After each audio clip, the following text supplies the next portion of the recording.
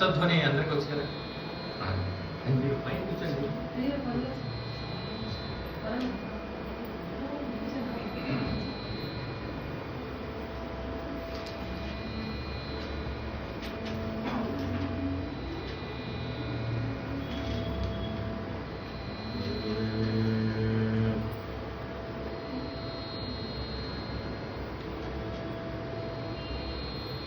వర్ణాలు ఒక్కొక్కళ్ళు ఒక్కొక్క రకంగా నేర్చుకుని ఉంటారు, తేడాలు ఉంటాయి. అందువల్ల ఎవరికి వచ్చింది వాళ్ళకి వచ్చింది వాళ్ళు పాడండి. నేను పాడింది మీరు పాడాలని లేదు. వర్ణాలు మనం నొటేషన్ రాసుకునేటప్పుడు ముందు హెడ్డింగ్ పెట్టి హంసధ్వని, రాగవర్ణం, ఆది తాళం, ఆ తర్వాత రచన ఎవరు, రచన వర్ణం అయితే హంసధ్వని వర్ణం రాసిన వారు మానాంబుజావడి వెంకట సుబ్బయ్య గారు. ఆయన కూడా వెంకటేశ ముద్రతో వెంకటేశ్వర స్వామి భక్తులు. ఆయన్ని ఎవరు చూడలేదు. మానాంబుజావడి వెంకట సుబ్బయ్య గారిని ఆయన చాలా త్యాగరాజస్వామి వారికి మేనలుడు. ఆయన త్యాగరాజస్వామి బంధువు. అసలు ఇంటి పేరు ఆకుమళ్ళ వెంకట సుబ్బయ్య గారు. తెలుగు ఆయన. తమిళనాడు వాళ్ళ తాతాల తరం నుంచి అక్కడ వెళ్ళిపోయిన తర్వాత ఆయన మానాంబుజావడి వెంకట సుబ్బయ్య అని పిలిచేవారు. ఆయన్ని ఊహించుకుని ఆయన ఇలా ఉంటారనేది ఆ పట్టణం రెండో పట్టణం పైన చూడండి. ఆ పైన రెండో త్యాగరాజస్వామి పక్కన ఉన్నారు కదా, అది మా గురుగారి శిష్యుడు ఒక అతను సతీష్ బాబు అని అతను. ఆయన కల్లో కనిపించారు. కనిపిస్తే ఆయన పెయింటింగ్ చేశారు. ఆయన ఎవరు చూడలేదు, ఫోటో ఎక్కడ లేదు అంటే ఆ గజ సతీష్. ఆ 4 పెయింటింగ్ అక్కడ వేసిందే. ఆ తర్వాత వారి శిష్యులు సుసర్ల దక్షిణామూర్తి శాస్త్రి, ఆయన శిష్యులు పాల్గొని రామకృష్ణ, ఆయన శిష్యులు ఇప్పుడు మనోహర్ మాస్టర్ గారు, బాలమురళి కృష్ణ గారు, వీళ్ళంతా. కాబట్టి ఇప్పుడు ఆయన మానాంబుజావడి వెంకట సుబ్బయ్య రచించినటువంటి హంసధ్వని వర్ణం. ఈ వర్ణాలు లొకేషన్ రాసుకునేటప్పుడు మనం ఫస్ట్ రాగం పేరు, తర్వాత తాళం పేరు, తర్వాత రచన ఎవరు చేశారో వారి పేరు, కిందము ఆ రాగం జన్యరాగమా జనకరాగమా. జనకరాగం అయితే దానికి ఒక నెంబర్ ఉంటుంది, అవును కదా. మేడకర్త రాగం. జనకరాగాన్ని ఎన్ని రకాలుగా పిలుస్తారు? జనకరాగం, మేడకర్త రాగం, సంపూర్ణ రాగం, రాగాంగ రాగం. రాగాంగ రాగం ఇన్ని రకాల పేర్లు ఉన్నాయి. అవి కేవలం 72. Fixed number. 72. ఈ 72లో మేడకర్త రాగం ఏదో ఒక నెంబర్ ఉంటుంది. శంకరాభరణం అయితే ఇప్పుడు క్లాస్ ఉంటుంది. క్లాస్లో మీకు చదువుతున్నారా మీరు? క్లాస్లో బాగా మెరిట్ ఉన్న స్టూడెంట్స్ నెంబర్ అందరికీ తెలుస్తుంది. లేదా ఒక సంగీతం పాడే పాప ఉంటుంది, ఆ నెంబర్ అందరికీ తెలుస్తుంది. నెంబర్ 49 అంటారు, లేకపోతే ఇంకో 29 అంటారు. వాళ్ళ నెంబర్ ఎలా నోటెడ్ అవుతుందో ఈ 72 మేనకర్తలు కూడా ఎక్కువ జన్య రాగాలు ఉన్న రాగాలు వాటి నెంబర్ ఆటోమేటిక్గా నోటెడ్ అందరికీ. ఫర్ ఎగ్జాంపుల్ శంకరాభరణం, దాని పూర్తి పేరు నెంబర్ నిక్నేమ్. అది శంకరాభరణం అనేది నాకు కంప్లీట్ నేమ్. మేనకర్త పేరేంటి? ధీర శంకరాభరణం. ధీర శంకరాభరణం అనగానే 29 అని గుర్తు రావాలి. ఎందుకంటే ఎక్కువ జన్య రాగాలు ఉన్నాయి, అందులోంచి పుట్టిన రాగాలు ఎక్కువ ఉన్నాయి. అందువల్ల శంకరాభరణం అనగానే 29. అలాగే కరహర ప్రియ 22. తెలియాలి నెంబర్, మీకు నోటికి వచ్చేయాలి. 22.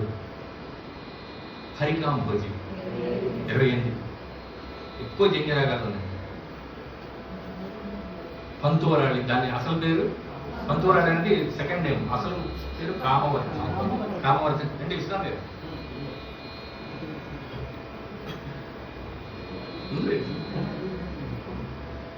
కామవర్ధిని రాగానే 51.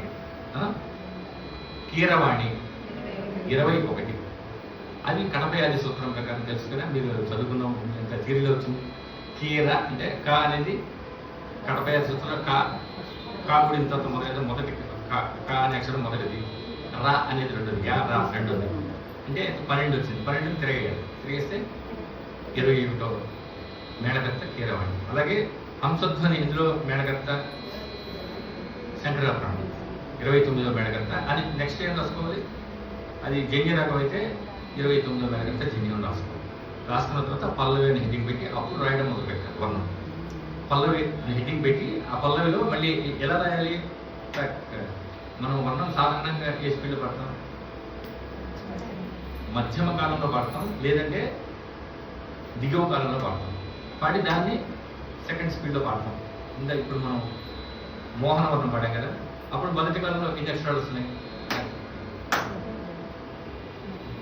1 2 3 4 1 2 3 4 కదా, 1 2 3 4 నడుస్తుంది. దీన్ని కాలానికి పేరుంది, చిత్రతర మార్గం అనేది ఉంది. ఆ మార్గం అనేది ఈ నరకం తెలియజేస్తుంది. 4 అక్షరాలు అయితే ఒక పేరు, 8 అక్షరాలు అయితే ఒక పేరు, 2 అక్షరాలు అయితే ఒక అతి చిత్రతర మార్గము, చిత్రతమ మార్గము, అతి చిత్రతమ మార్గం ఇలా ఉంటాయి. అవన్నీ థియరీలో వస్తాయి. మనం రాసేది వర్ణాలు సాధారణంగా 4 చొప్పున రాస్తాం. 4 అంటే ఆది తాళానికి ఎన్ని క్రియలు? 1 2 3 4 5 6 7 8 ఇంటూ 4 32 అక్షరాలు వస్తాయి మొత్తం. ఆ 32లో పూర్వాంగం ఉత్తరాంగం అంటే ఫస్ట్ హాఫ్లో 16, ఆది తాళంలో ఈక్వల్గా ఉంటాయి ఫస్ట్ హాఫ్ సెకండ్ హాఫ్. కాబట్టి 16 రాసిన తర్వాత అక్కడ ఒక గీత పెడతారు, పెట్టి నెక్స్ట్ లైన్లోకి వెళ్ళి అక్కడ మళ్ళీ 8 తర్వాత ఒక గీత, అంటే ఒక దుర్గం అయిపోతుంది. మళ్ళీ 8 తర్వాత ఒక గీత, అది 16. అప్పుడు మొత్తం టోటల్గా 32 లెటర్స్కి మనం నోటేషన్ రాస్తాం జనరల్గా వర్ణం. రాసిన తర్వాత ఇది రాసే ముందర ఏం చేయాలంటే మనం వర్ణం సాహిత్యం రాసుకోవాలి. పల్లవి జలజాక్ష నిన్నెడబాసి, అప్పుడు మనకి అర్థం అవుతుంది పాడే ఉచ్చారణ ఎలా చేయాలి. లేకపోతే జలజాక్ష నీ నీ అని పాడేవాడు ఇదివరకు పాతవాడు. నిన్నెడబాసి కదా మనం మాట్లాడేటప్పుడు నిన్నెడబాసి అనట్లేదుగా, నిన్నెడబాసి వచ్చి చెప్తున్నాం. ఆ తర్వాత ఏంటంటే బాలమురళీ కృష్ణ గారు దీన్ని ఇలాంటి పాత పద్ధతి అంతా మార్చుకుంటూ వచ్చారు. సాహిత్యాలు ఎక్కువగా ఆయన ఎక్కువ ఫోకస్ చేశారు దేని మీద సాహిత్యం మీద. వర్ణాల్లో కూడా సాహిత్యాన్ని మనం సరిగ్గా ఉచ్చరించడం అక్కడి నుంచే ప్రారంభించాలి అనే బేసిక్ ప్రిన్సిపల్, బేసిక్ ఒక ఐడియా తీసుకొచ్చింది బాలమురళీ కృష్ణ గారు. ఎందుకంటే ఆయన మీరు వినే ఉంటారు, వర్ణాలు కూడా ఆయన పాడుతుంటే సాహిత్యం తెలిసిపోతుంది, మిగతా వాళ్ళు పాడితే తెలియదు. ఆయన ఎలా పాడతారు? జలజాక్ష నిన్నెడబాసి, నిన్నెడబాసి ఎక్కడ ఆపకూడదు మధ్యలో. నిన్నెడబాసి జలజాక్షి, యాక్చువల్గా జలజాక్ష అని పాడుతున్నారు కానీ జలజాక్షి. సాహిత్యం మనం చదువుకుంటే జలజాక్షి నిన్నెడబాసి అంటే నీకు దూరమై నిన్ను వదిలిపెట్టి చాలా మరులు కొన్నదిరా. మరులు అంటే ప్రేమ, చాలా మరులు కొన్నదిరా అనేది పల్లవిలో సాహిత్యం. జలజాక్షి అంటే ఎవరు చెప్తున్నారు? ఆ జలజాక్షి ఎవరైతే ఉందో ఆవిడ ఫ్రెండ్ చెప్తోంది. ఎవరితో చెప్తోంది? ఆవిడ లవర్తో చెప్తుంది. ఇదనమాట ఈ వర్ణాల్లో ఉండేవన్నీ ఇలాంటి సాహిత్యాలు, శృంగార సాహిత్యాలు ఉంటాయి. అంత పెద్ద విలువైన సాహిత్యాలు కాదు కాబట్టి వాటిని ఎలాగైనా మనం చీల్చి చెందాలి, కైమా తీసేసుకోవచ్చు. వర్ణాల సాహిత్యానికి ఇబ్బంది లేదు. అది మన కీర్తనలో ఏ చక్రరాజ్యం తీసుకుని ఇలాంటి ప్రయోగాలు చేయాలంటే బాధగా ఉంటుంది. అయ్యో రాముడి మీద నామాలు ఖండాలు చేస్తామే కానీ వర్ణాల్లో ఆ బాధ లేదు. ఎందుకంటే ఇవన్నీ కూడా అన్ని మామూలు శృంగారపరంగా వచ్చే విలువలేని సాహిత్యాలు. అలా ఎందుకు వచ్చాయంటే మొదటి నుంచి పదాలు ఇవన్నీ పాడడం అనేది వచ్చింది. చివరి మళ్ళీ వెంకటేశ్వర స్వామికి ఆపాదిస్తారు అనేది వేరే విషయం. కానీ సాహిత్యం తీసుకుంటే అన్నీ కూడా జలజాక్షి అంటే ఈ హీరోయిన్ యొక్క ఫ్రెండ్ హీరోతో చెప్తోంది, జలజాక్షి మా ఫ్రెండ్ నిన్నెడబాసి అంటే నిన్ను దూరం చేసుకుని చాలా మరులు కొన్నదిరా, నీ మీద చాలా ప్రేమతో ఉంది. చెలియ నేల రావదేమిరా, చెలియ నేల రావదేమిరా. చెలియను ఏలటం అంటే 2 రకాల అర్థాలు. ఏలటం అంటే పరిపాలించడం ఒక అర్థం. రెండోది ఏంటంటే ఏల అదొక అర్థం. ఏలుట అనేది వెర్పుగా తీసుకుంటే ఏలుకోవడం. అది ఏల అంటే బయట మీనింగ్ అది వేరు. ఇక్కడ ఏంటంటే చెలియని ఏల అంటే చెలియను ఏలడం అంటే ఇందాక చెప్పిన కరెక్ట్ ఏలుకోవడం అంటారు కదా, ఆ అర్థంలో ఇక్కడ తీసుకోవాలి. చెలియను ఏల రావదేమిరా, ఎందుకు రావట్లేదు ఆవిడ్ని ఏలుకోవడానికి రమ్మని పిలుస్తుంది ఆవిడ ఫ్రెండ్. ఆవిడ తరఫున అంబాసిడర్గా వెళ్ళి చెప్తుంది అనమాట. ఇదంతా అర్థం తెలుసుకుని మనం పాడితే బాగుంటుంది. అది నెక్స్ట్ లైన్ ఏమవుతుంది? చెల్లుడైన శ్రీ వెంకటేశ్వర. చెల్లుడంటే ఫ్రెండ్ అంటే చెప్తాను. చెలుడైన శ్రీ వెంకటేశ అని సంబోధిస్తూ వెంకటేశ్వర స్వామితో ఏమని చెప్తోంది? ఈ నాయిక యొక్క చెలికత్త అంటే ఒక ఫ్రెండ్ ఏమని చెప్తుందంటే, జలజాక్షి నిన్ను ఎడబాసి చాలా మరులు కొన్నట్టుగా చాలా బాధపడుతోంది నిన్ను దూరం చేసుకున్న తర్వాత. చెల్లి ఎలా రావదేమిరా, ఎందుకు రావట్లేదు నువ్వు ఆవిడని ఎదుర్కోవడానికి అని చెప్తూ చెల్లుడైన శ్రీ వెంకటేశాన్ని సంబోధిస్తాను. అక్కడతో అయిపోయింది వర్ణం. చరణంలోకి వచ్చేసరికి జనరల్గా సంబోధన ఉంటుంది. నీ సాటి దొర నే గాన, నీలాంటి ప్రభువు నేను ఎక్కడా చూడలేదు, అంత గొప్పవాడి అని చెప్తుంది. అది కూడా సాహిత్యం తెలిస్తే మనం ఎక్కడ పడితే ఇక్కడ విరగకుండా పాడతాం. అది ముందు రాసుకోవాలి. పల్లవి జలజాక్షి నిన్ను ఎడబాసి చాలా మరుడు కొన్నదిరా అనేది పల్లవి. అనుపల్లవి చెలియనే రావదేమిరా చెలుడైన శ్రీ వెంకటేశ. ఇంకా సాహిత్యం ఎక్కడ వచ్చింది? చరణంలో. చరణంలో ఏంటి? నీ సాటి దొర నే గాన. నే గాన అంటే నేను కాదని కదా అక్కడ అర్థం. నేను కాదా అని కదా అర్థం.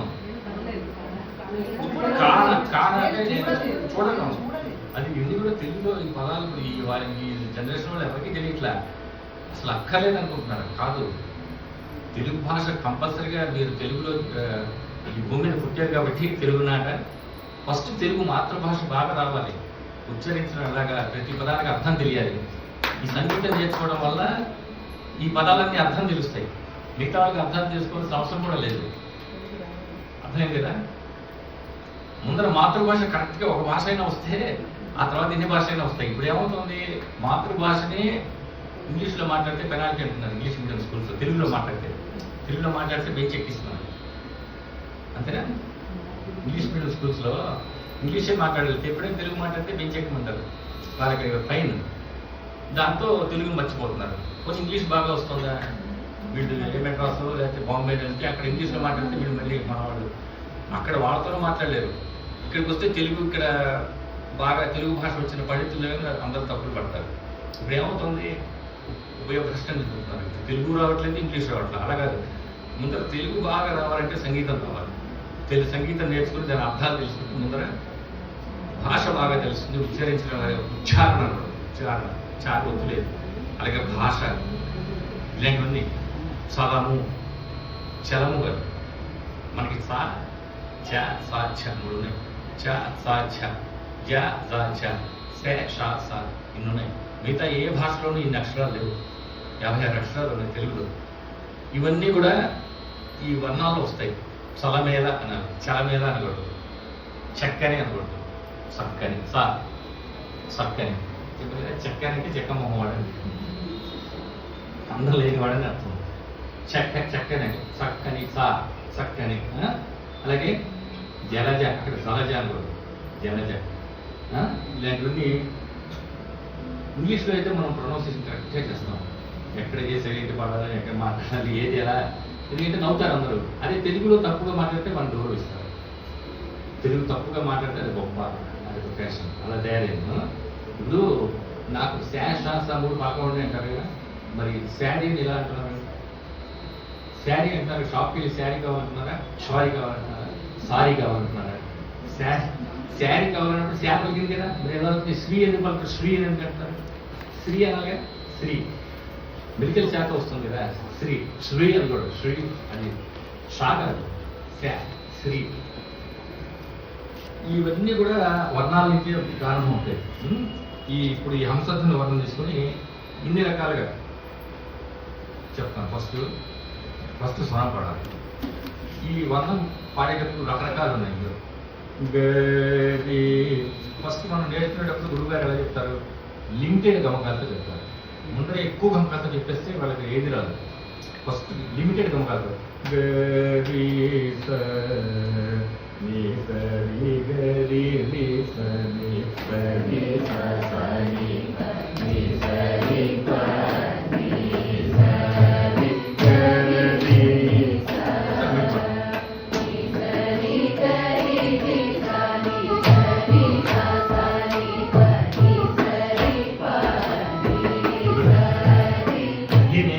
బాగా వచ్చేసింది కదా వర్ణం బాగా అందరికీ. ఇప్పుడు ఏం చేస్తారంటే ఫస్ట్ వితౌట్ గమకం, ఎటువంటి గమకం లేకుండా జంట స్వరంలో స్ఫురితం కూడా రాకూడదు. నిన్న చెప్పే సరి అమ్మన్నా కదా, అది కూడా అనద్దు. సరి అని అనండి. ఎందుకంటే అక్కడ కరెక్ట్గా దాని ప్లేస్ ఏంటో తెలుస్తుంది స్వరం. అర్థమైందా? ప్యూర్ నోట్ అనేది. ఇప్పుడు కీబోర్డ్ ఉందా, కీబోర్డ్ జంట స్వరం పలుకుతుందా? పలకరు కదా. దాంట్లో కీబోర్డ్ ఎలా వస్తుందో అలా పాడండి ఫస్ట్. ఏ గంపం రాకూడదు.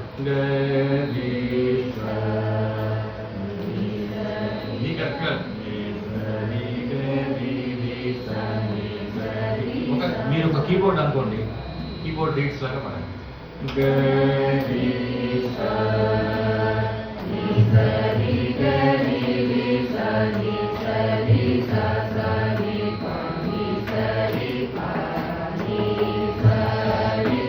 తర్వాత చిన్న గంపాలు.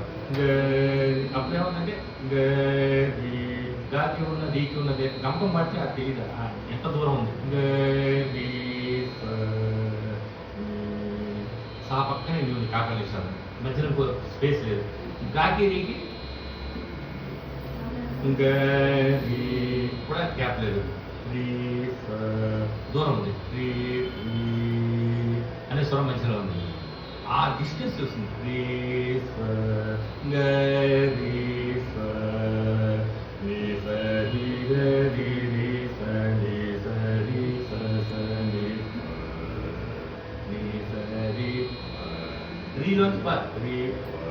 ఆ డిస్టెన్స్ గమకాలు పడితే మనకి క్లియర్గా తెలియదు.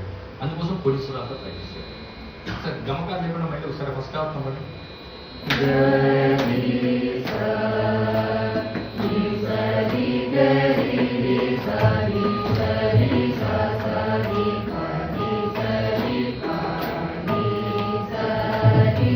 ఇది సరళీశ్వరాలు మొదలు పెడతాం కదా. ఆ సరళీశ్వరాలు గమకాలు లేకుండా నేర్చుకోవాలి ఫస్ట్. అది అలాగే ప్రాక్టీస్ చేయాలి.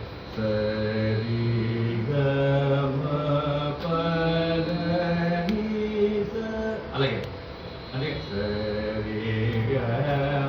అని మొదలు ఫస్ట్ గమకాలతో చెప్తే దాని ఒరిజినల్ ఎక్కడ ఉంది గాంధారం అనేది తెలియదు. అది కరెక్ట్ పద్ధతి కాదు. మీరు ఒకవేళ ఎలా నేర్చుకున్నా కానీ ఇంటీరియర్ ప్రాక్టీస్ చేసేటప్పుడు సరళీశ్వరాలు ప్లెయిన్ నోటే సెకండ్ స్పీడ్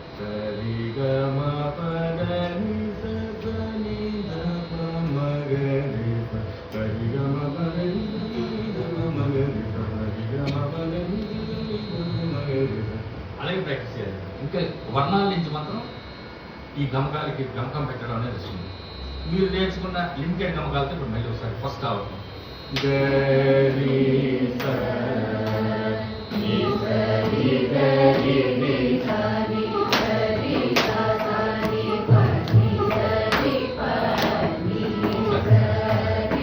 దీన్ని నెక్స్ట్ మూడో స్టెప్ ఏంటంటే గమకాలతో అనండి. ఎక్కడ వెళ్తాం? గరి దాని నుంచి పార్ట్ టెక్స్ అవుతాం. గరి గస గరి స అక్కడ బాబా స ఆ రిససాలో మళ్ళీ జంట స్వరం. ఆ జంట స్వరాలు కనుక మనం ఫస్ట్ కరెక్ట్గా ప్రాక్టీస్ చేయకపోతే ఈ రవ సంఖ్య పలకదు. స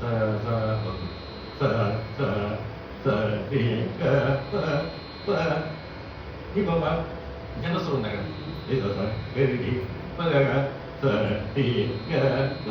ఇది పలకాలంటే జంట స్వరం ప్రాక్టీస్ చేయాలి. అక్కడ స్కూల్తో ప్రాక్టీస్ చేయాలి జంట స్వరం. ఇక్కడ గమకాలతో మ్యాక్సిమం గమకాలతో ఎలా పడాలి? గరి అండి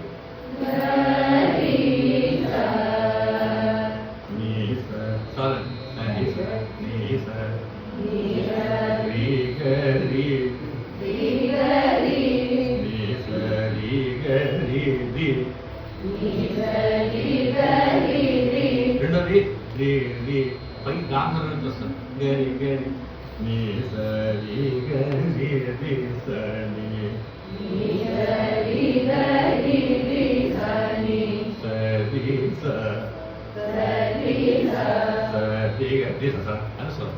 సరి స సరి స సని రెండోసారి స్ఫురితం. రెండో స్వరం విడిగా చెప్పాలి. సరి స సని ఇప్పుడు నీలోంచి సరి స సని నీ సరి గమకం అది నిదానంగా నీ జారు గమకం అంటారు. నీ సరి అంత గమకం ఉంది ఇక్కడ. నీ సరి అక్కడ సాగేమిటి సరి సాగని. ఇవన్నీ గమకాలే. పంచదశ గమకాలు ఉన్నాయి, 15 రకాల గమకాలు. ఈ 15 రకాల గమకాన్ని ఏది ఎక్కడ బాగుందో మనం దాన్ని అప్లై చేయాలి ఇక్కడ ఈ వర్ణంలో. గరి సరి సరి గరి సరి సరి సరి సరి సరి సరి నీ గరి అని వస్తుంది. నీ సరి అది సార్ టచ్ అవుతూ సరి సరి. ఇప్పుడు ఈ గమకాలన్నీ అప్లై చేసుకోవడానికి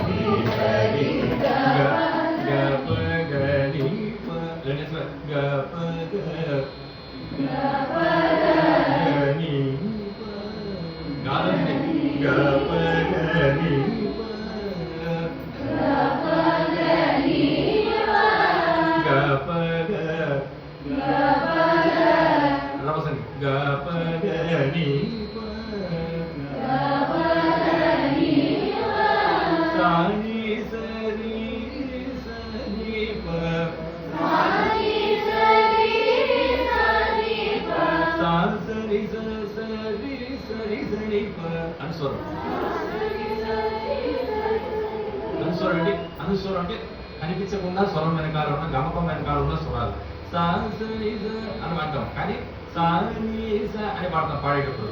అదేంటంటే అనుస్వరం. అనుస్వరం అంతరంగా ఉంటుంది, అది బయటికి చెప్పేది కాదు, బయటికి చెప్పకూడదు. లోపల అనుకో. ఇప్పుడు స్పెల్లింగ్ మీరు ఇంగ్లీష్ రాస్తారా, స్పెల్లింగ్ బయట అనుకుంటూ రాస్తారా? మీ శృతి SRUTH అని రాస్తాను అనుకుంటూ రాస్తారా? అటువంటి వెళ్ళిపోతున్న స్పెల్లింగ్ ఎప్పుడు అనుకుంటూ రాస్తావు? ఫస్ట్లో బిగినింగ్లో మీకు అప్పుడే ఆల్ఫాబెట్స్ ABCD నేర్చుకున్నప్పుడు అప్పుడు SRU అని రాస్తాం. ఒక స్టేట్ స్పీడ్గా D అని రాసేస్తాం, THE అనుకోకుండా రాసేస్తాం D అని. అలాగే స్వరం అనేది అనుస్వరాలు మనసులో ఉండాలి, బయటికి మాత్రం మామూలు స్వరమే పాడాలి, అనుస్వరాలు మనసులో ఉండాలి. సరి సరి సరి ప సరి సరి సరి ప పగ పగ రి సరి పగ తన రాగనాథ్ వస్తుంది.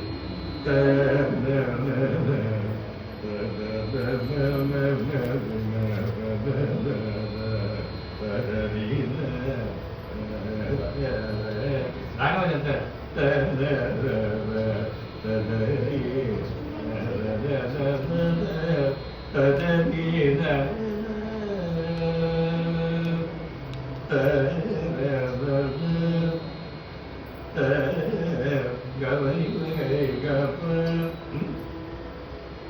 రెండో వాక్యం పడండి.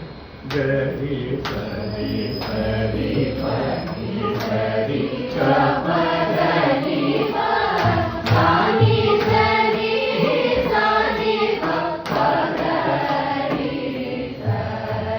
ఏంటంటే ఈ తాళంలో కొద్దిగా విన్యాసం ఉండాలి, కొద్దిగా విన్యాసం చేయడం అంటే తాళాన్ని లాగడం. సరి సరి సరి పగరి సరి అంటే తాళం పగరి అంటే ఒక 2 3 అని అప్పు చెప్పినట్టుగా ఉంటుంది. అదే కొద్దిగా లాగితే ఓహో చాలా అనుభవంగా వాడుతున్నాడు, కొద్దిగా అడ్వాన్స్డ్ స్టేజ్ వెళ్ళాడు అని శ్రోతలకు అనిపిస్తుంది. ఇప్పుడు సని సరి సరి పగరి స అని కొంచెం తాళాన్ని బ్యాలెన్స్ చేసి పాడటం అనేది కూడా ఈ వర్ణం నుంచే స్నానం చేయాలి. గరి సరి సరి పగరి సరి పగరి సని సరి సరి పగరి సని సరి సరి పగరి పా అనేది చివరికి వచ్చి పా రాగాలి. ఎక్కడ స్టార్ట్ అవుతుంది? అదే స్వరం గాలో స్టార్ట్ అయ్యి నీ దాకా వెళ్ళి అప్పుడు పాలకు వస్తాం. గాని వెళ్ళి కొట్టడం పగరి సరి పగరి సరి గరి సని పగరి సరి సగరి పగరి సని సరి సనీప వచ్చినప్పుడు సనీప అని ప్లేన్గా వదిలేకండి. సనీప అని చూడండి. పగరి సని సరి గరి సని సరి సగరి పగరి సరి పని సరి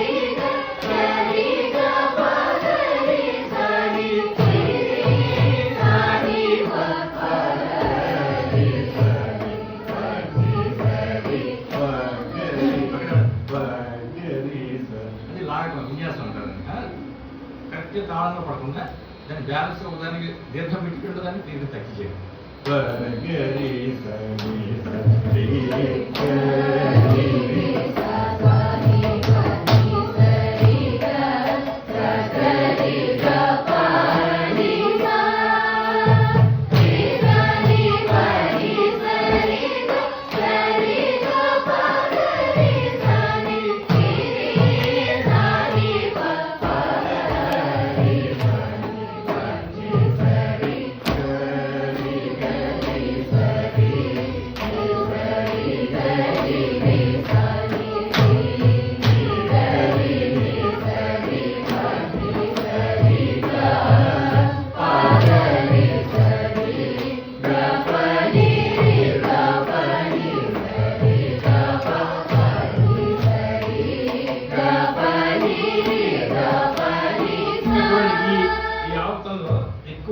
దాటు స్వరాలు అంటే అవరోహణలో దాటు, అవరోహణలో కూడా దాటు ఉంటుంది. ఎలాగా? పని సరి పగరి సరి గపని పాడటం మామూలుగా ఫస్ట్ ట్రైన్ రోడ్ పాడతాం కదా, అప్పుడు మాత్రం గపని గప సరి గప అని పాడతాం. గమకం వచ్చినప్పుడు గపని నీలోంచి ఆ గమకం కరెక్ట్ నోట్లో అక్కడ స్టార్ట్ చేసి మళ్ళీ కింద నోట్లోకి కరెక్ట్ రావాలి. గపని గపని సరి గపని ఆ దారు గమకంతో ట్రై చేయండి. గరి గరి సరి సరి గరి సరి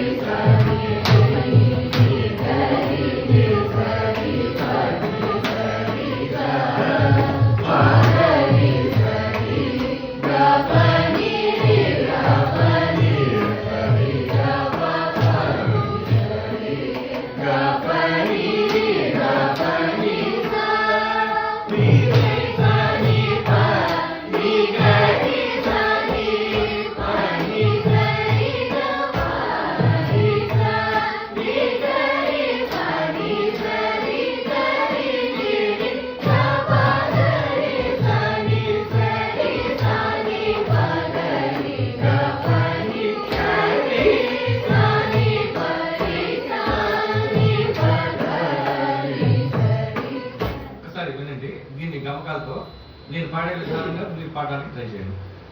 గరి గరి సరి సరి గరి సరి గరి సరి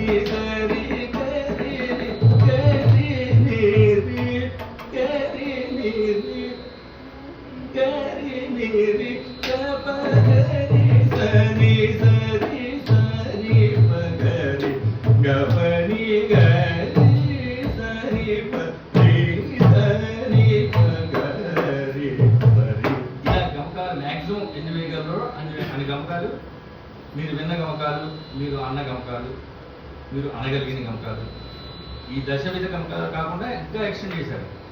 తృప్తి పడల 10 గమకాలతో సంగీత శాస్త్రకారులు ఇంకా అడిషనల్గా 10 కలిపి పంచదశ గమకాలు చేశారు. ఈ పంచదశ గమకాల్ని ప్రయోగిస్తూ వర్ణ సాధన చేస్తే రాగాలు అంటారు. ఇప్పుడు నేను చెప్పినట్టుగా ట్రై చేయండి. ముక్తేశ్వరం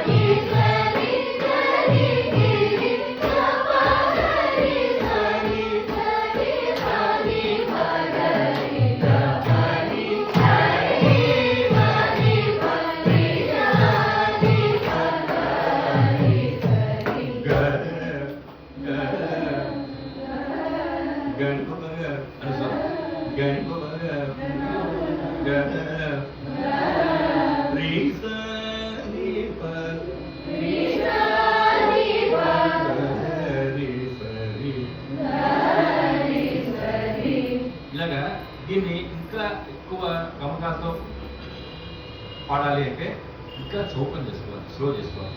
ఎంత స్లో చేస్తే అప్పుడు ఏమవుతుంది, టెంపో స్లో చేస్తే అక్షరాల మధ్య దీర్ఘం పెరుగుతుంది. దీర్ఘం పెరిగితే అక్కడ గమకం వేసుకునే స్కోప్ కూడా పెరుగుతుంది.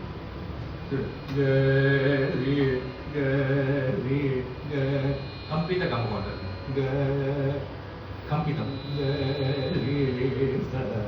ఇలా అన్నారు కానీ ప్రతి గమకం ప్రతి చోట పెడితే బాగుంటుంది. గమకాలు అనేవి వంటలో పోపు లాంటివి అన్నమాట. పోపు వేస్తారు కదా, తిరగమాత, అవి ఎంత ఉండాలో అంతే ఉండాలి. అవి ఎక్కువైతే కూర పాడైపోతుంది. అవి ఉంటే రుచిగా ఉంటుంది. ఆ రుచికి ఎంత కావాలో అంత ఉంటుంది. అలాగే గమకాలు కూడా అంతే. ఎక్కడ ఏ గమకం ఎక్కడ ఎంత వాడాలి, ఏ డిష్లో ఏ స్పైసెస్ చేస్తారు కదా అది అలా అన్నమాట.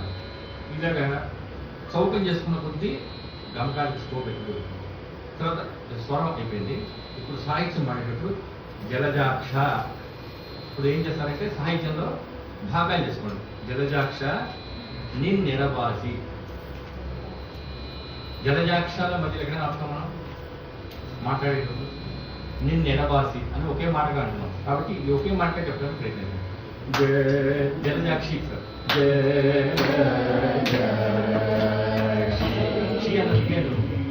క్షీ విడిగా పడేది అదే వద్దనేది. జలజాక్షి అనేది ఇప్పుడు ఒకే వృత్తిలో చెప్పాలి.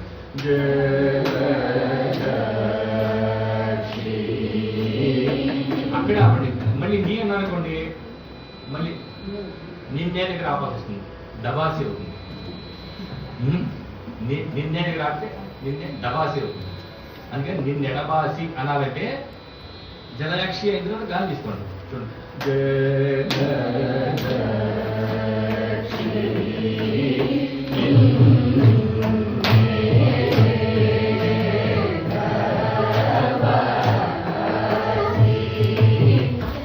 తర్వాత ఇందులో ఉచ్చారణలో ఉండే విశేషాలు ఏంటంటే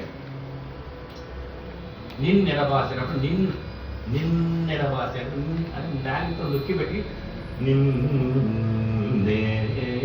అక్కడేమో నిన్ అనాలి, అక్కడ ఆయన ఏం చేస్తారు అని రకరకాలుగా అంటారు. అవి రాకూడదు, ఉచ్చారణ దోషాలు. నిన్నే నే ఒత్తు అక్కడ నిన్నే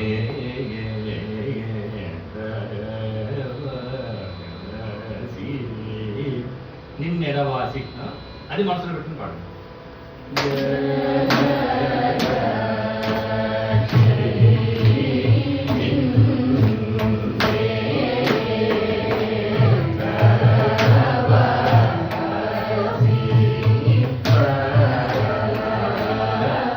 అక్కడ సహతికి రావాలి, లేకపోతే మా దగ్గర రావాల్సి వస్తుంది. మా దగ్గర ఆపకూడదు కాబట్టి చాలా చాలా మరుగు కొన్నదిరా మరులు కొన్నదిగా మొత్తం చెప్పలేకపోతే మరులు దగ్గర ఆపి కొన్నదిగా విడిగా చెప్పండి.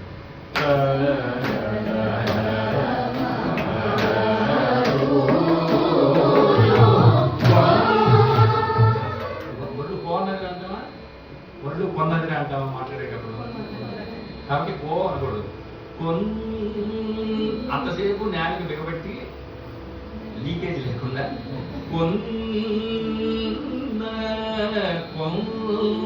రకరకాలే పడతారు మన సంగీతం వాళ్ళు. కొంత కోమో అని కొంత కోన అంటే వినేవాడు కోన కోన ఏంటి కోన కొండలు కొండలు అనుకుంటారు. వినేవాడు కానీ అర్థం కాదు. First we should know the meaning and how to pronounce. First మనం నేర్చుకుంటే మనం కరెక్ట్గా పాడితే వినేవాడికి కరెక్ట్గా చేరుతుంది. అది చాలా ఇంపార్టెంట్. చూడండి సార్, అక్కడ కాదు తీసుకోండి.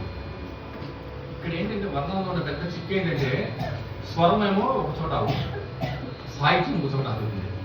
స్వరం ఆగిన చోట సాహిత్యం ఆగదు, ఆగకూడదు. కొన్ని చోట్ల కొన్ని రెండు మ్యాచ్ అవుతాయి. సాహిత్యం ఒక రకంగా ఉంటుంది, సంగీతానికి అయితే ఇది హంసధ్వని రాగం కదా, ఈ హంసధ్వని రాగం అన్ని చోట్ల ఆపడానికి లేదు. కొన్ని కొన్ని స్వరాలు ఆపుతారు, వాటికి జీవస్వరాలు, గ్రహ స్వరాలు, రకరకాల పేర్లు ఉన్నాయి వాటికి. అప్పుడు ఇప్పుడు ఇక్కడ ఆగింది, ఎక్కడ మొదలైంది, ఎక్కడ ఆగింది. రీలో ఆగడానికి బాగుంది. అవునా? ఇప్పుడు ఇదే సంగతి గరి సరి సరి సరి సరి ఇవేంటంటే స్వరాలకి సంబంధించిన విరామాలు. విరామం అంటే ఇంట్రొడక్షన్. అవి స్వరం పాడినప్పుడు అలాగే పాడాలి, ఆ ఇంట్రొడక్స్ అలాగే మెయింటైన్ చేయాలి. సాహిత్యం పాడినప్పుడు సాహిత్యానికి తగ్గట్టుగా ఇంట్రొడక్స్ మార్చుకోవాలి. ఈ మార్చుకోవడం అంటే శక్తి అంతా మారిపోతుంది కదా. మీకు నోటికి బాగా వస్తే మీరు దీన్ని చేయొచ్చు. అందుకని ఫస్ట్ నోటికి బాగా రావాలి. ఎలాగైనా దాన్ని విరగొట్టి అటు ఇటు 3, 5, 5, 2, ఇప్పుడు 8 అక్షరాలు అనుకోండి. 8 ఎన్ని కాంబినేషన్స్ చెప్పచ్చు? పర్మిటేషన్స్ అండ్ కాంబినేషన్స్ 1 + 7, 2 + 6, 3 + 5, 4 + 4, 5 + 3, 6 + 2, 7 + 1 ఇన్ని రకాలు ఉన్నాయి కదా. అలాగే సాహిత్యంలో కూడా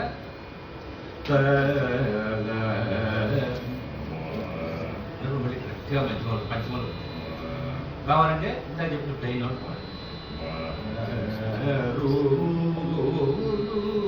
అక్కడ ఖచ్చితంగా ఆపాల్సింది, లేకపోతే మనకి తీసారు. అంటే కొన్న అని వినిపిస్తుంది అవసరాలకి. కో అంటే కోన అనుకుంటారు, లేకపోతే కోమో అంటే కో ఏంటో అనుకుంటారు. అర్థం కాదు.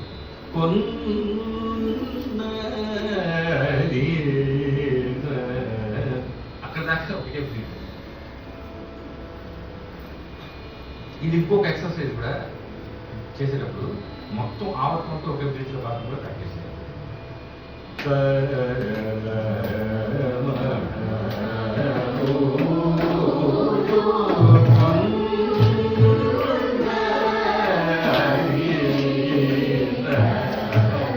అది ప్రాక్టీస్ చేస్తూ వస్తుంది. ఇప్పుడు చాలా మరులు కొన్నదిగా మ్యాక్సిమం ఈ 3 చోట్ల ఆపడానికి అవకాశం ఉంది.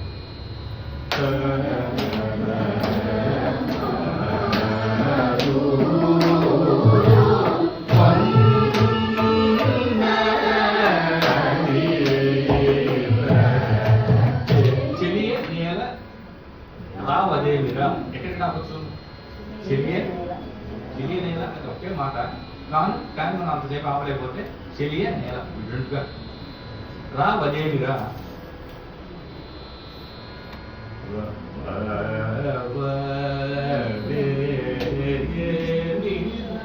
ఒకటే మాట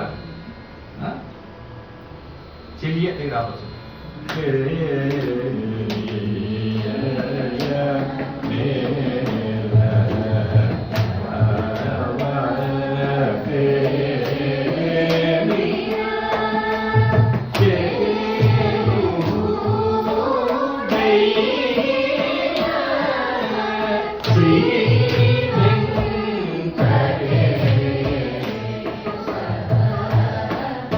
శ్రీ వెంకటేశ అనేది ఈ పదం ప్రతి చోట వస్తూనే ఉంటుంది మనకు సంగీతంలో.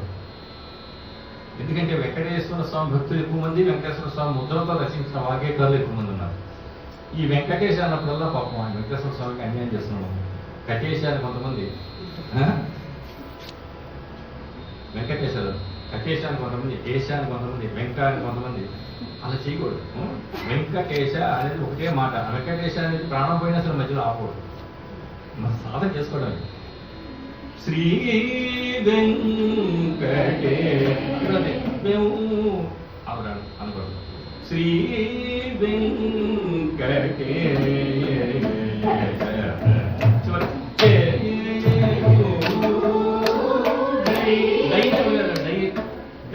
దైనకూడదు.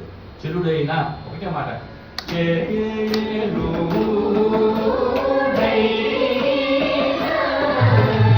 శ్రీ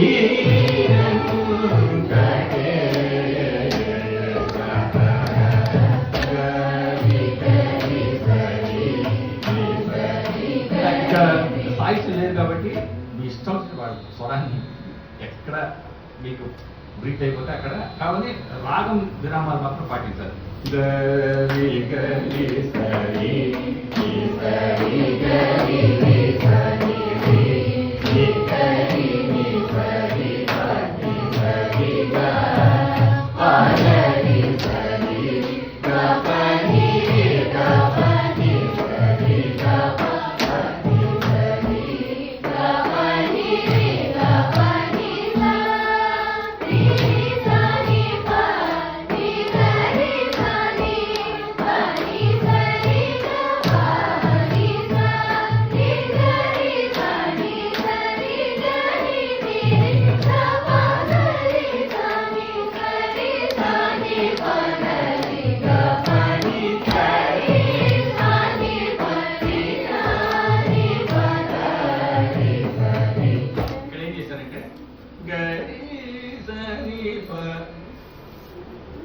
అని ఒక ముక్తాయింపులో ఒక భాగం చూపించారు.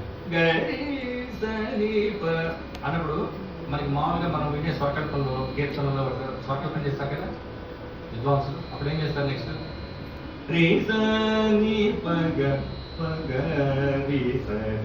అది ముక్తాయి. 3 సార్లు ఒకే విధంగా.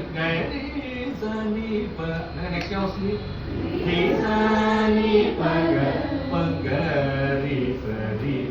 3 ఆర్లు 18. ఎక్కడి నుంచి వస్తాయి యాక్చువల్గా తాళంలో? ఇక్కడ 2 అక్షరాలు వస్తాయి.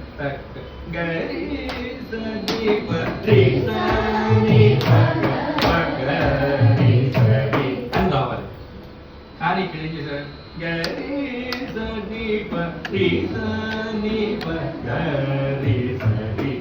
సంబంధించి వచ్చి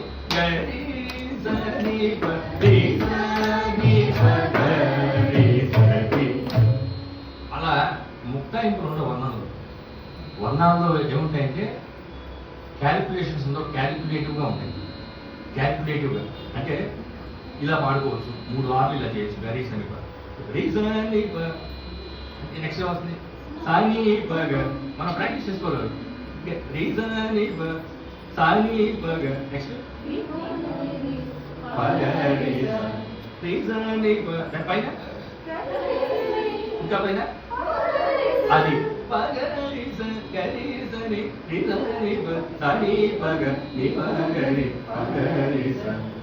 అవి ప్లేయింగ్ అవుట్ గమకంతో అలా ప్రాక్టీస్ చేసుకోవాలి. ఇవన్నీ కూడా ముక్తాయి లాగా ఒక మనకి సూచన చేసి ఇలా పాడుకోవచ్చు ముక్తాయి. కానీ ముక్తాయి పెట్టరు వర్ణంలో జనరల్గా.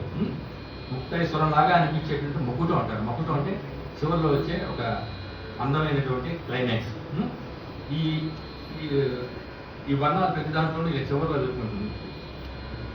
ఈ వర్ణాలు అంటే అది మనం పాడేటప్పుడు మనం పాడుకుంటాం. ముందున్న వాళ్ళేమో వాళ్ళ నడకలు ఒకటి వాయించారనుకో 2 మ్యాచ్ ఉంటాయి. అవునా? అందుకనే ఈ వర్ణం అంతా వాళ్ళకి రావాలి, వస్తుంది. ఇప్పుడు మా కార్తీక పాడమంటే మొత్తం వర్ణం పాడుతుంది. వర్ణం అంతా పాడతారు, నోటికి వచ్చు. అందుకే కాదు, మృతం చేసిన 90% అందరికీ వస్తుంది. వాళ్ళు నేర్చుకుంటారు కష్టపడి. లేకపోతే 2 మ్యాచ్ వాళ్ళు ఫెయిల్ అయిపోతారు స్టేజ్ మీద. 2 కలవు. నువ్వు పాడే విరుపులు అంటారు. నువ్వు పాడే సెట్స్ ఉంటాయి కదా, ఆ సెట్స్ అవి మ్యాచ్ అవ్వకపోవడం వల్ల కచేరీలో వినేవాళ్ళకి నచ్చదు, అందంగా ఉండదు. అందువల్ల వాళ్ళు దానికోసం వాళ్ళు కష్టపడి వర్ణాలను నేర్చుకుంటారు. మనకు ఎన్ని వర్ణాలు వచ్చు అన్ని వర్ణాలు. మనకు వచ్చిన పంచరత్నాలు మనకి కీర్తనలో వచ్చే ముక్తాయి స్వరాలు, చిక్క స్వరాలు అన్నీ కూడా వాళ్ళు ప్రాక్టీస్ చేస్తారు. వింటారు, విని దాన్ని ప్రాక్టీస్ చేస్తారు. ఇప్పుడు ఈ వర్ణం మనం పాడుతూ మన వాయిస్ కట్టండి మొదలు మీద మనకు వచ్చు లేదా మీరు చెప్పండి.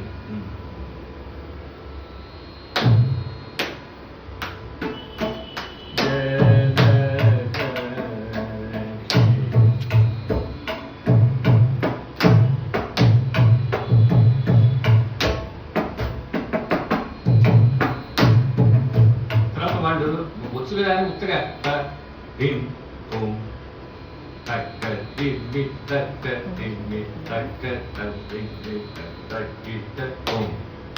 అని వాయిస్ బాగుంటుందా? మీరు చూడండి, వర్ణం వచ్చు కదా అన్నాక నాతో కూడా అతను కూడా వర్ణం స్వరం దగ్గర వాయించడానికి వినేవాళ్ళు ఏం చేయకపోతారు. వీళ్ళిద్దరు ప్రాక్టీస్ చేసుకుంటున్నారేమో అనుకుంటారు, వాళ్ళకి అర్థం కాదు. అక్కడ ఏ వరుస బాగుంటుంది దాని మీద మనం గ్యాప్ ఇచ్చాం, ఆ గ్యాప్లో ఏది బాగుంటుంది అనేది వాళ్ళు వర్ణం రావడం వల్ల అంత అందంగా దాన్ని తీసేస్తారు మేడం. మనం అంటే గమకాలు వేసాం కదా, అలా వాళ్ళు తీసేస్తారు. చూడండి, అతనికి వర్ణం వచ్చు కానీ మధ్యలో ఏం చేస్తున్నాడు, వాళ్ళ మృదంగం వరుసల్లో దాన్ని అందంగా దాన్ని ఆ గ్యాప్స్ తీసేస్తాడు. వినండి.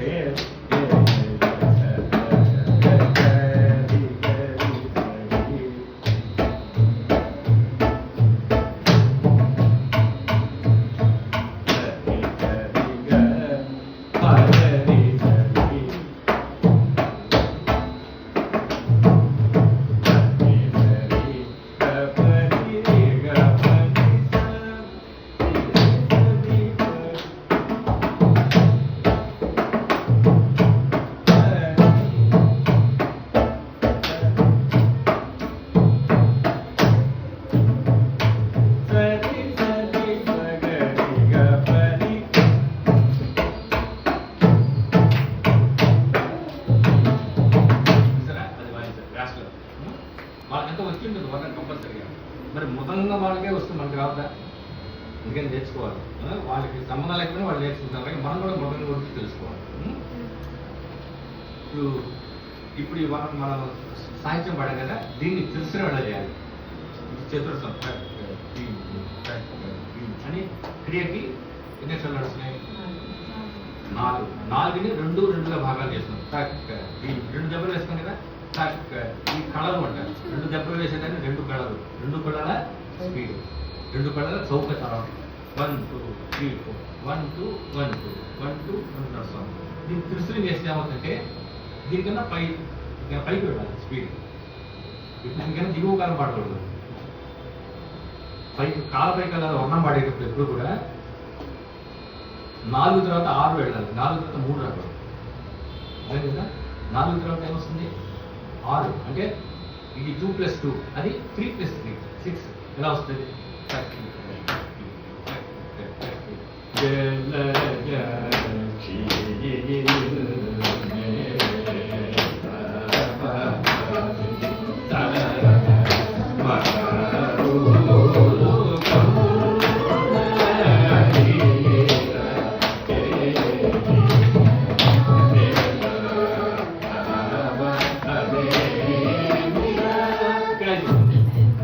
త్రిశూలం ఎప్పుడు కూడా 3తో డివైడ్ అయ్యేటువంటి నెంబర్ ఎప్పుడు వస్తుందో అక్కడ ఆగిపోతుంది. 3 కదా, 3 ఆవుతాలు అయిపోయేసరికి అక్కడ కంప్లీట్ అయిపోతుంది. నెక్స్ట్ మళ్ళీ ఆవుతో స్టార్ట్ అవుతుంది.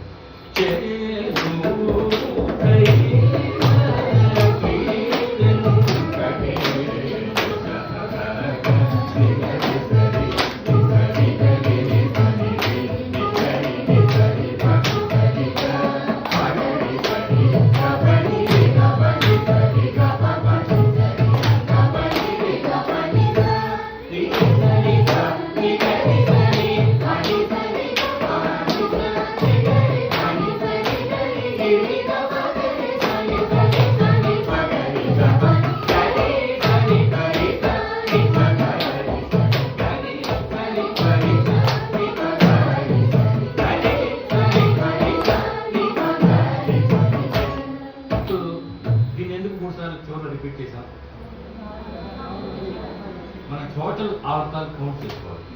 పల్లవి 2 ఆవర్తాలు, అనుపల్లవి 2 ఆవర్తాలు, ముక్తాయిలో 4 ఆవర్తాలు ఉంటాయి. ఈ వర్ణంలో కొన్ని వర్ణాల్లో 2 ఆవర్తాలు ఉంటాయి, కొన్ని వర్ణాల్లో 4 ఆవర్తాలు ఉంటాయి. ఇందులో 4 వేసరికి ఏంటి టోటల్ ఎంత అయింది?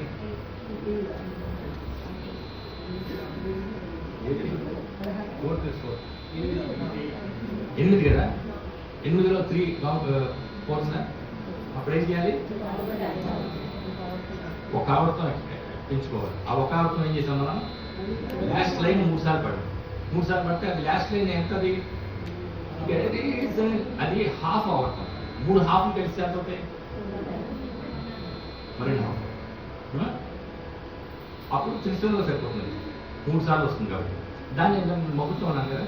చివరిలో వచ్చేది గరి సని పరి సని పగరి సరి గరి అని 3 సార్లు ఇప్పించేస్తే ఆ చివరిది త్రిశూలంలో వచ్చేస్తుంది. లేదంటే ఇంకో పద్ధతి ఏంటంటే మనకి ఇంకా 8 వచ్చాయంటే ఒకటి వేస్తే 9 అవుతాయి. నెక్స్ట్ ఏంటి? 4 వచ్చాయనుకోండి. 8 + 4 12 కదా. 12 కూడా సరిపోతుంది. 3లో త్రిశూలం వస్తుంది. అందుకనే ముక్తాయేశ్వరం మొత్తం రిపీట్ చేసాం అనుకోండి, అప్పుడు కూడా వచ్చేస్తుంది. ఇప్పుడు పాడండి ముక్తాయేశ్వరం ట్వైస్, మిగతా అన్నీ కూడా ఒకసారి.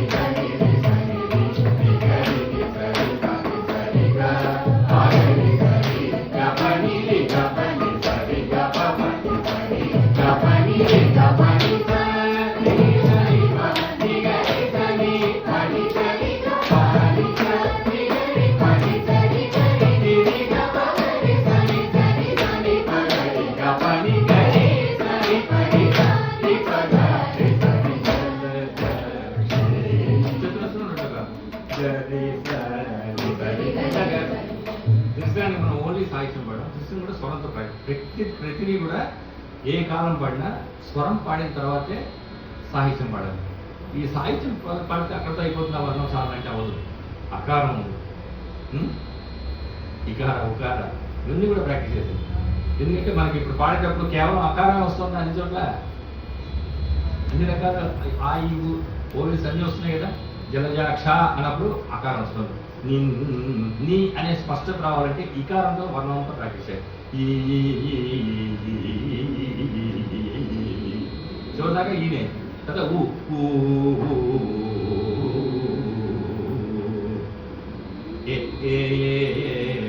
అప్పుడు ఏత్వంలో ఉన్న స్పష్టత డెవలప్ అవుతుంది. ఇదంతా అయిపోయిన తర్వాత అనునాసిక అంటారు. ఇంకా నోరు మొత్తం మూసేసి నేను స్పీడ్ పడతాను. ఓకే, టైం లేదు.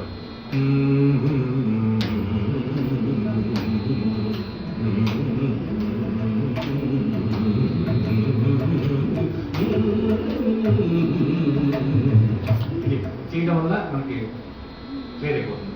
ఏదైనా డిస్టర్బెన్సెస్ ఉన్నా కూడా గొంతులో ముక్కులో కూడా అన్నీ క్లియర్ అవుతాయి. నాదం అనేది ముక్కులోంచి కూడా వస్తుంది. కేవలం ఆ నోట్తోనే రాదు.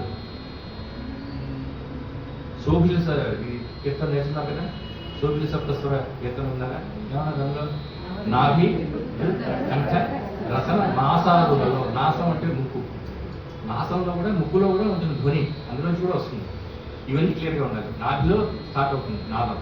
నాభి హృదయంలోకి వస్తుంది. తర్వాత కంఠ, రసన అంటే నాలుక, నోరు నాలికలోంచి పదాలు పలుకుతాయి.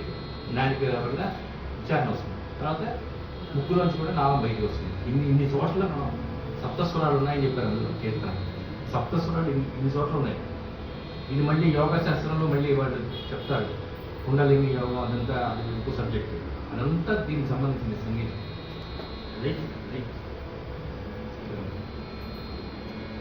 ఈ అకార ఉకార ఇకార ఇవన్నీ కూడా మనం సాధన చేయాలి. చేస్తే మంచిది. తర్వాత ఇక్కడ త్రిశ్రవంతోనే అయిపోయిందా? ఇంకా ఖండం వెలుగులో ఉన్నాయి. తర్వాత వర్ణాలు మామూలుగా ఆదికాలంలో లేకుండా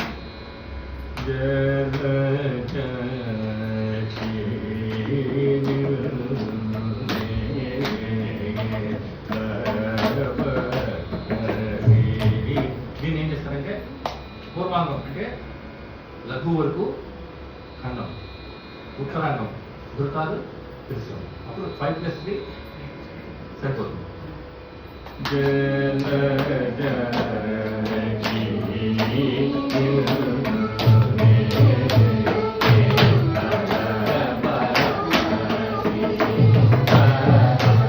అంటే షిఫ్ట్ అవ్వాలి మళ్ళీ ఖండానికి. త్రిశ్రవం కానీ మళ్ళీ ఖండం.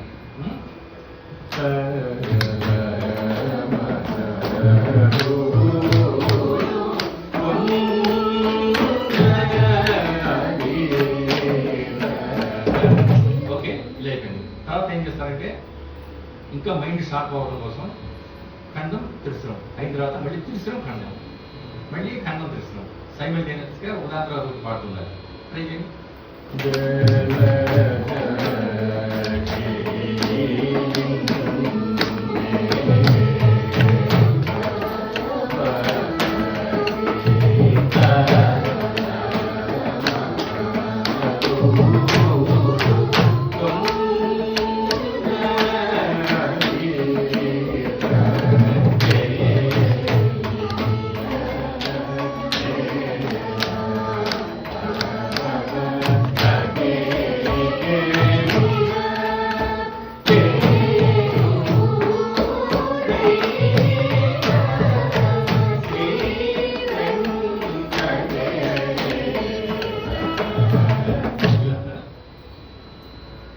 తర్వాత ఇంకా వర్ణాలు, ఈ వర్ణం ముఖ్యంగా ఎన్ని రకాల సాధన చేయొచ్చు అంటే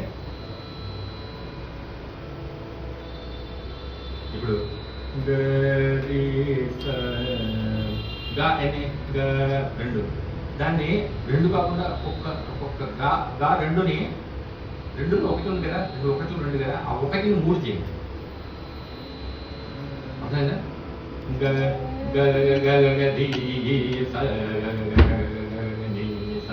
తాళం వదిలేసేయండి. అర్థమైందా?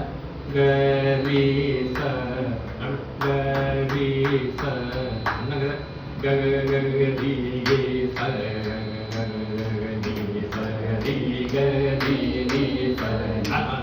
ఒక యూనిట్ 3 ఇన్స్టెడ్ ఆఫ్ 1 నుంచి 3.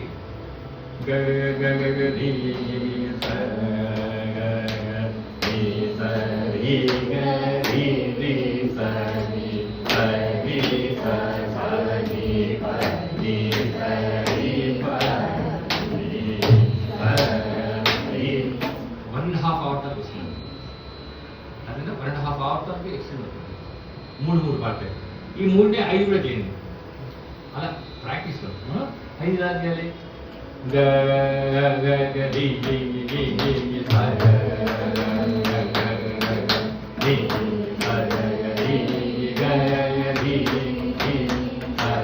దాన్ని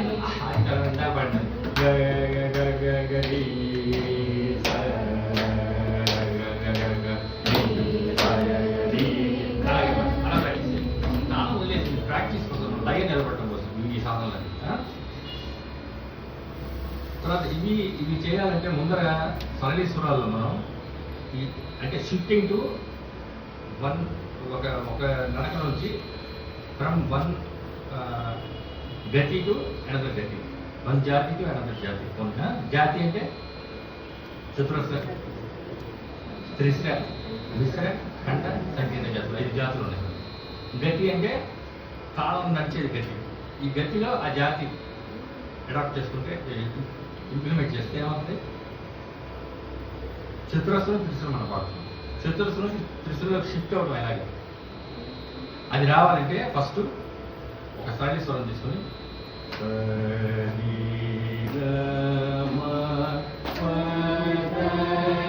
ఇప్పుడు ఇలా పాడినప్పుడు దెబ్బకి ఎన్ని అక్షరాలు వస్తున్నాయి?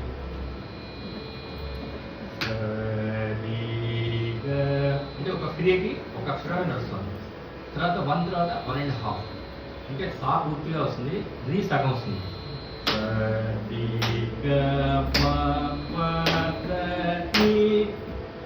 అర్థమైంది కదా? 1.5 అంటే త్రిశ్రేణికి కింద కాదు, 3లో సగం ఎంత? అదన్నమాట. ఫస్ట్ అంటే ఇప్పుడు తర్వాత 1.5 తర్వాత ఏమొస్తుంది? 2 అంటే ఒక్కొక్క క్రియకి 2 అక్షరాలు, ఆ తర్వాత 3, ఆ తర్వాత 4. ఇదేమో చతురస్రం ఏమో 1, 2, 4, 8 అలా పెరుగుతుంది. త్రిశ్రం 1.5, 3, 6, 12. ఈ సాధన మనం సరళి స్వరాల దగ్గర నుంచి మొదలుపెట్టే ముందు మనం వర్ణాలు ఒక చతురస్రం నుంచి త్రిశ్రంలోకి షిఫ్ట్ చేయడం తేలిగ్గా ఉంటుంది. రాగం తాన పనులకు కూడా ఉపయోగం. రాగం తాన పనులు ఇదే చేస్తారు, వాళ్ళు కాళ్ళ బయట ఎలా చేస్తుంటారు. దానికోసం ఇది ఇప్పుడు ఎలా చూపిస్తాను? ఒక సరళి స్వరం అందరూ పడుతుంది.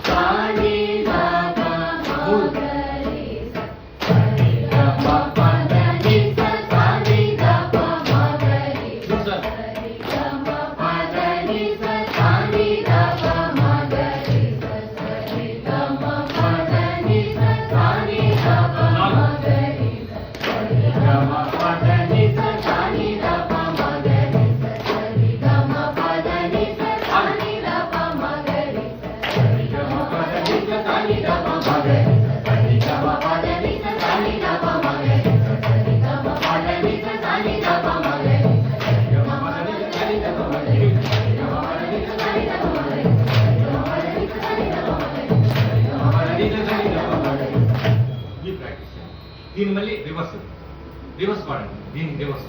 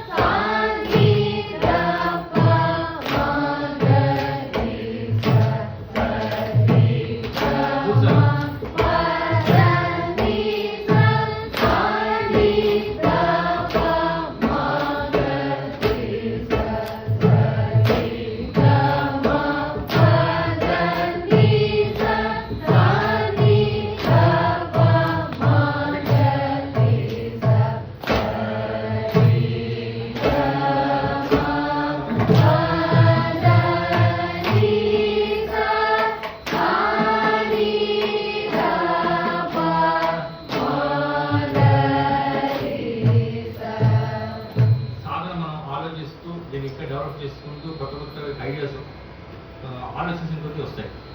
ఒక హాఫ్ వరకే మారిపోవాలి, హాఫ్ అవర్ కనుక. ఇప్పుడు పాడిందే మనం పూర్తి అయ్యాక చేసాం, అలా కాదు. చూడండి.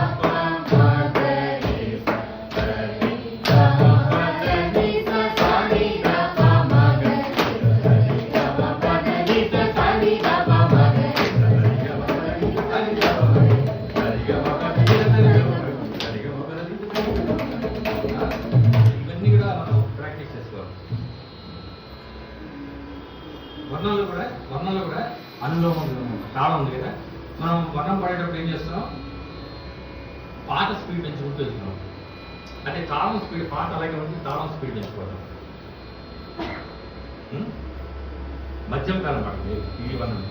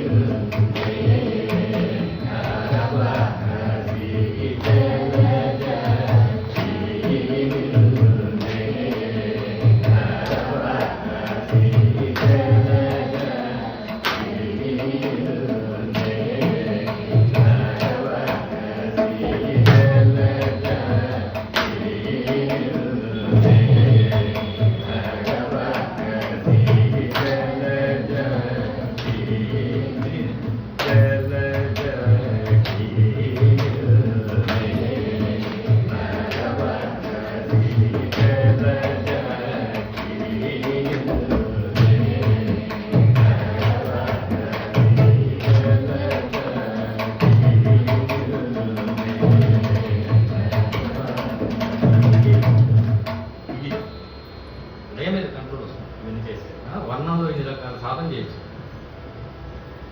ఇవన్నీ పెట్టి ఒకే బ్రీత్లో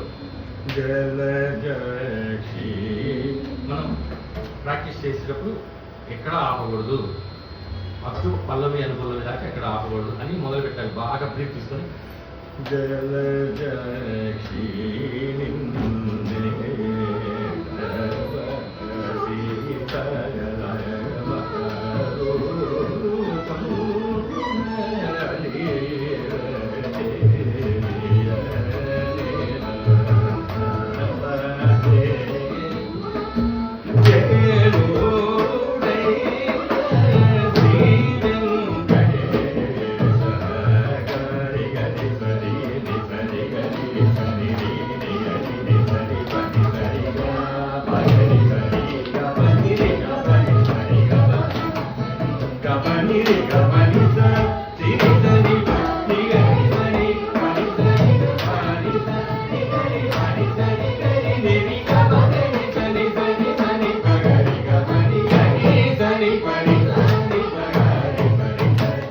వర్ణం ఇందాక మనం పాడాం కదా, 1-1.5 పెంచుకుంటే కదా, అలాగే వర్ణం ఎలా పాడాలి?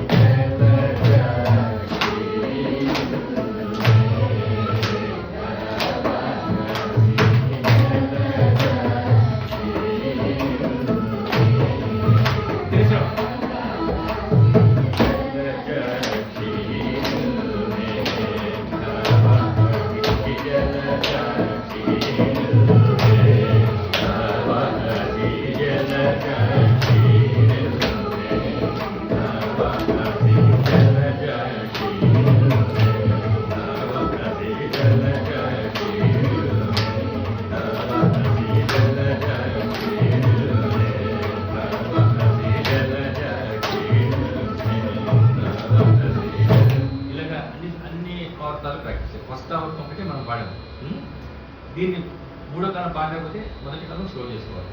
టెంపో మాత్రం పెరగడం తగ్గడం ఉండకూడదు.